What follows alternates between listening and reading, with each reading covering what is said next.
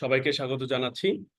আজকে আহ, আমরা আলোচনা করব বেসিক্যালি স্ট্রেস ফ্যাব্রিকের যে ব্যবহার, এই ব্যবহারটা নিয়ে। আমরা ইতিপূর্বে আলোচনা করেছি যে স্ট্রেস ফ্যাব্রিক কেন হয় বা কিভাবে আমরা স্ট্রেস ফ্যাব্রিক ম্যানুফ্যাকচারিং করব সেই বিষয়টা নিয়ে। এখন আমরা তো জানি যে স্ট্রেস ফ্যাব্রিক বেসিক্যালি হচ্ছে দুই রকমের হয়, টু ওয়ে স্ট্রেস ফ্যাব্রিক আর হচ্ছে ফোর ওয়ে স্ট্রেস ফ্যাব্রিক। এখন টু ওয়ে স্ট্রেস ফ্যাব্রিক যেটা আছে সেটা উইথের দিকে স্ট্রেচিং হয়, আর ফোর ওয়ে স্ট্রেচ ফ্যাব্রিক যেটা আছে সেটা ফ্যাব্রিকের উইড প্লাস লেন্থ দুই দিকে স্ট্রেচিং হয়। এখন যখন দুই দিকে স্ট্রেচিং হবে তখন আমরা ওই ফ্যাব্রিকটাকে ফোর ওয়ে স্ট্রেচ ফ্যাব্রিক বলবো। আর আরেকটা বিষয় একটু জেনে রাখা ভালো যে ফ্যাব্রিক স্ট্রেচিং করবার জন্য আমরা যখন ফ্যাব্রিকটা ম্যানুফ্যাকচারিং করব তখন আমরা নর্মাল যে ইয়ানটা আছে, যেমন কটন ইয়ান বা পলিয়েস্টার ইয়ান বা অন্য টাইপের ইয়ান, এটার সাথে আমরা স্পান্ডেক্স ব্যবহার করব। স্পান্ডেক্স ব্যবহার করবার মাধ্যমেই মেইনলি হচ্ছে আমরা ফ্যাব্রিক গুলাকে স্ট্রেচিং করব। এখন এই ফ্যাব্রিক গুলা স্ট্রেচিং করবার পর এই স্ট্রেচ ফ্যাব্রিক যেটা আছে সেই ফ্যাব্রিকের ব্যবহারটা আসলে কোথায়, মানে ফ্যাব্রিকের অ্যাপ্লিকেশনটা আসলে কি। এখন আমরা তো জানি যে আমরা এই ফ্যাব্রিক দিয়ে নর্মালি হচ্ছে গার্মেন্টস তৈরি করি বা অ্যাপারেল তৈরি করি। এখন স্ট্রেচ ফ্যাব্রিকের ব্যবহার আসলে ওয়াইড, অনেক বেশি ব্যবহার। আমরা একটু এক্সাম্পলে আসি, যেমন ডেনিম ফ্যাব্রিক। ডেনিম ফ্যাব্রিক তৈরি করবার জন্য আমাদের আহ, লাগবে, বা ডেনিম যে গার্মেন্টসটা আছে এটা তৈরি করবার জন্য আমাদের স্ট্রেচ ফ্যাব্রিক লাগবে, বা অন্য টাইপের ফ্যাব্রিক, নর্মাল যে ফ্যাব্রিক বা আমরা যেটাকে বলি ট্রেডিশনাল ফ্যাব্রিক, সেটাও আমরা ব্যবহার করতে পারি। তো স্ট্রেচ ফ্যাব্রিক নিয়ে আমরা যে ডেনিমটা তৈরি করব সেই ডেনিমটাকে আমরা বলি স্ট্রেচ ডেনিম। আর হচ্ছে যখন আমরা কনভেনশনাল ফ্যাব্রিক নিয়ে করব তখন আমরা এটাকে বলি কনভেনশনাল ডেনিম। এখন আমরা মার্কেটে যদি দেখি বা আমরা যে ডেনিম গুলা পড়তে অভ্যস্ত তার মধ্যে 90%ই হচ্ছে স্ট্রেচ ডেনিম থাকে। এখন 90% কেন স্ট্রেচ ডেনিম, এর পিছনে কারণ হচ্ছে যে স্ট্রেচ ডেনিমটা আসলে মানুষের রিকোয়ারমেন্ট বেশি, বা আমাদের যে কাস্টমার আছে কাস্টমারটা পছন্দ করছে, সেই ক্ষেত্রে আমরা স্ট্রেচ ডেনিমটা ব্যবহার করব। এখন ডেনিম ফ্যাব্রিক, ডেনিম যে গার্মেন্টসটা আছে বা ডেনিম যে অ্যাপারেলটা আছে, তো এটা তৈরি করবার জন্য আমার স্ট্রেচ ফ্যাব্রিক খুবই গুরুত্বপূর্ণ, বা আমরা প্রচুর পরিমাণে এই ফ্যাব্রিকটা ব্যবহার করছি। এখন আহ তারপর হচ্ছে অ্যাপারেলের অন্য বিষয় যদি বলি, যেমন টি শার্ট বা অন্য ধরনের টপস, এগুলোর জন্য কিন্তু স্ট্রেচ ফ্যাব্রিক প্রচুর পরিমাণে ব্যবহার হচ্ছে।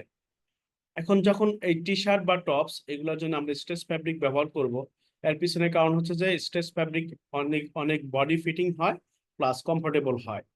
আমাদের এইখানে যে ইমেজটা দেখতে পাচ্ছি, এই ইমেজের মধ্যে কিন্তু স্পষ্ট খেয়াল করছি আমরা যে এইখানে যে টানলে এই ফ্যাব্রিকটা বাড়ছে, মেনলি হচ্ছে এটাই স্ট্রেচিং বা স্ট্রেচ। আমরা এখানে একটু খেয়াল করি যে টানলে বাড়ছে, এটাই হচ্ছে স্ট্রেচিং। এখন একটু আগে আমি যেটা আলোচনা করেছি অলরেডি, যে ডেনিমের স্ট্রেচিং যে ডেনিমটা আছে বা স্ট্রেচ ডেনিম যেটা আছে, এটা তৈরি করবার জন্য আমরা স্ট্রেচ ফ্যাব্রিক ব্যবহার করে থাকি। তারপর টি শার্ট টপস এটা করবার জন্য আমরা হচ্ছে স্ট্রেচ ফ্যাব্রিক ব্যবহার করে থাকি। এখন স্ট্রেচ ফ্যাব্রিক ব্যবহার করলে আমাদের যে আমরা যে বেনিফিটটা পাবো সেটা হচ্ছে বেটার ফিট, মানে ফিটিংটা অনেক ভালো হবে। সাথে হচ্ছে বডি শেপ, যে আমাদের বডি শেপ অনেক সময় আহ, অনেকে বডি শেপের যে টি শার্ট আছে সেটা পরতে পছন্দ করে। তো সেই ক্ষেত্রে অবশ্যই আমাদের স্ট্রেচ ফ্যাব্রিক ব্যবহার করতে হবে, তাহলে বডি শেপের আমরা আমাদের যে গার্মেন্টসটা আছে সেই গার্মেন্টসটা আমরা পাবো। তো এটা একটা অ্যাপ্লিকেশন। দেন হচ্ছে বিভিন্ন টাইপের ড্রেস, তো এইগুলার জন্য হচ্ছে আমরা স্ট্রেচ ফ্যাব্রিক ব্যবহার করব, যেমন বডি হ্যাগিংস। তারপর হচ্ছে যেগুলা অনেক কমফোর্ট প্রয়োজন আমাদের, অথবা হচ্ছে যে ফিটেড গাউন, মানে এই গাউন গুলা তৈরি করবার জন্য আমাদের অবশ্যই স্ট্রেচ ফ্যাব্রিক ব্যবহার করতে হবে। এখন অ্যাক্টিভ ওয়্যার হিসাবে স্ট্রেচ ফ্যাব্রিক হচ্ছে খুবই জনপ্রিয়, বা আমরা প্রচুর পরিমাণে ব্যবহার করছি। অ্যাক্টিভ ওয়্যার গুলা বলতে আমরা আসলে যেটা বুঝি সেটা হচ্ছে যে স্পোর্টস ওয়্যারের সাথে আমরা এটাকে কম্পেয়ার করতে পারি, অথবা যেগুলা আমরা হচ্ছে নিত্য, মানে প্রচুর পরিমাণে ব্যবহার করব আমার এক্সারসাইজের জন্য, তো এইগুলোর জন্য আমরা ব্যবহার করতে পারি। এখন স্ট্রেচ ফ্যাব্রিকে এখানে বলা হয়েছে লেগিংস, লেগিংস এর জন্য ব্যবহার করা হয়, বা ইয়োগা প্যান্ট, এটার জন্য আমরা প্রচুর পরিমাণে স্পোর্টস ওয়্যার ব্যবহার করব যেটাকে অ্যাক্টিভ ওয়্যার বলা হয়। দেন হচ্ছে এইগুলো আমরা কেন ব্যবহার করব তার পিছনে কারণ হচ্ছে যে ময়েশ্চার উইকিং প্রপার্টি।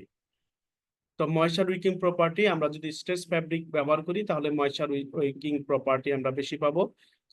আর এখানে হচ্ছে যে যেহেতু আমাদের অ্যাক্টিভ ওয়্যারের ক্ষেত্রে হচ্ছে অনেক সময় সুইটিং হয়, যেহেতু প্রচুর পরিমাণে আমরা এখানে অ্যাক্টিভিটি রাখতে হয়, যেমন রেস একটা অ্যাক্টিভিটি, তারপর হচ্ছে এক্সারসাইজ, বিভিন্ন রকমের এক্সারসাইজ বা স্পোর্টস। তো এই যে অ্যাক্টিভিটি গুলো আছে, এই অ্যাক্টিভিটি করবার সময় আমাদের প্রচুর পরিমাণে ঘাম হতে পারে, বা তো এই ঘামগুলাকে অ্যাবজর্ব করা বা ময়েশ্চার অ্যাবজর্ব করা, এটার জন্য হচ্ছে স্ট্রেস ফ্যাব্রিক খুবই জনপ্রিয়, আর যার ফলে হচ্ছে আমরা কমফোর্ট ফিল করি।